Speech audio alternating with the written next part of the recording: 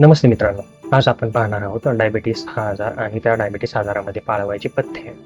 तर सुरुवातीला आपल्याला हे समजून घेणे गरजेचं आहे की डायबिटीस म्हणजे मधुमेह हा आजार काय आहे. तर डायबिटीस हा एक असा आजार आहे याच्यामध्ये आपल्या शरीरातील साखरेचे नियोजन आणि साखरेचे जे काही चयापचय क्रिया आहे ती संतुलित करण्याची क्रिया बिघडणे. आपल्याला पथ्ये जाणून घेण्याच्या आधी काही गोष्टी माहीत असणं गरजेचं आहे. ते म्हणजे डायबिटीस हा कसा होतो. तर याच्यामध्ये 2 प्रकार आहेत. टाइप 1 आणि टाइप 2 डायबिटीस असे 2 प्रकार आहेत. टाइप 1 या डायबिटीसमध्ये आपल्याला जन्मजातच इन्सुलिनची शरीरामध्ये कमतरता असते, की जे इन्सुलिन कशासाठी गरजेचं असतं, तर आपल्या शरीरामध्ये जी साखर आहे त्याचं रूपांतर आपल्याला एनर्जीमध्ये करण्यासाठी इन्सुलिनची गरज असते. तर ते इन्सुलिन आपल्याला शरीरामध्ये जन्मजातच कमी असतं. अशा काही व्यक्तींमध्ये डायबिटीस टाइप 2 असतो. त्यांना सुरुवातीपासूनच इन्सुलिनची गरज पडते, बाहेरून देण्याची इन्सुलिनची गरज पडते. आपल्याला बऱ्याच वेळा शंका येते की या मुलाचं वय इतकं लहान आहे आणि याला डायबिटीस कसा झाला. तर तो होण्याचा प्रकार नसतो, तो त्याला जन्मजातच असतो. दुसरा म्हणजे टाइप 2 डायबिटीस. या टाइप 2 डायबिटीसमध्ये आपल्या शरीरातील स्वादुपिंडामधून इन्सुलिन जे काही सिक्रीट होतं, तयार होतं, ते आपल्या शरीरामध्ये साखरेच्या प्रमाणात नियंत्रण करण्याचे काम करत असते.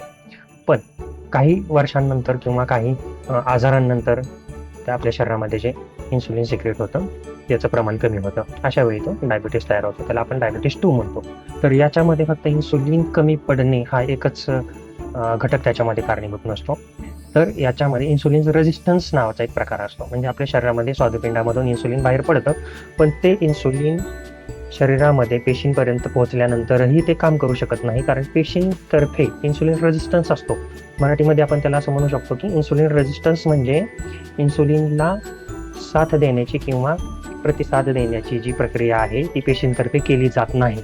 त्यामुळे आपल्या शरीरामधील साखर वाढते. तर आता मेन मुद्द्यावरती आपण येऊ की डायबिटीससाठी आहारामध्ये पथ्ये काय पाळणे गरजेचे आहेत.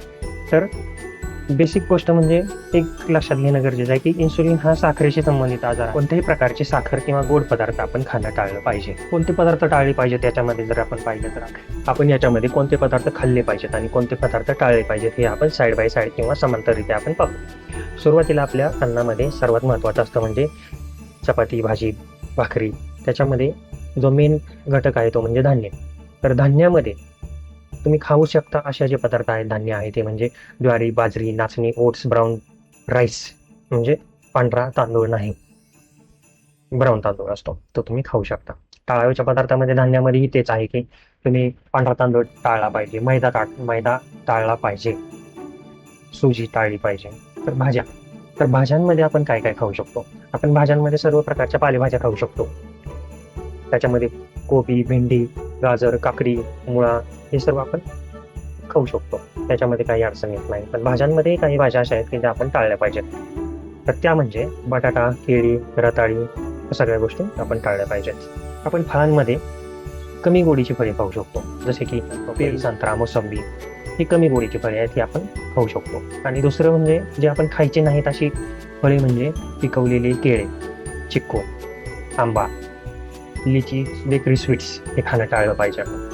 तेलामध्ये आपण ऑलिव्ह ऑइल घेऊ शकतो, मोहरीचे तेल आणि थोड्या प्रमाणात तूप घेऊ शकतो. पण याच्यामध्ये सगळ्यात महत्त्वाचं म्हणजे रिफाईंड तेल जे काही आपल्याला बाजारामध्ये उपलब्ध असतं ते आपण पूर्णपणे टाळलं पाहिजे. तळलेले पदार्थ टाळले पाहिजेत आणि सगळ्यात महत्त्वाचं म्हणजे वनस्पती तूप, ज्याला आपण डालडा म्हणतो, तो एक खाणं टाळलं पाहिजे.